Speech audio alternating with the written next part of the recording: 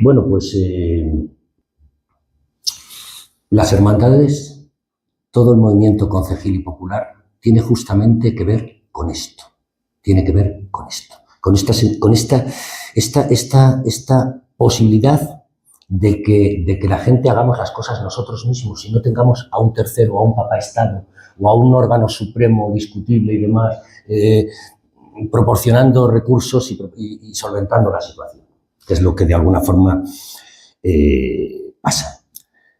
Esta catástrofe, además, viene al hilo de esto porque oía en televisión tantas horas que hemos visto de televisión y tal, y de reportajes y tal, y había una extremeña que decía en un momento de la entrevista, que seamos todos uno.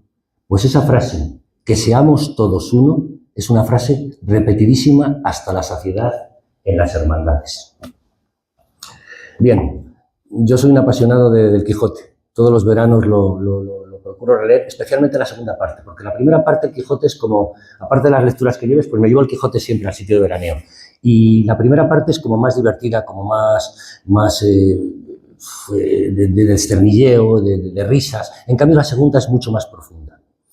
Y hay un capítulo, después de haber estado Don Quijote y Sancho con la ínsula Barataria, con los condes duques, que podrían ser los condes duques de Benevente, territorio leonés, gobernando la ínsula y tal, y le dice, me parece que tengo aquí la nota literal, Don Quijote a Sancho, capítulo 58.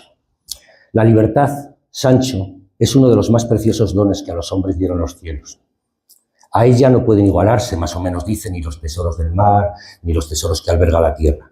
Por la libertad, así como por la honra, se puede y debe aventurar la vida.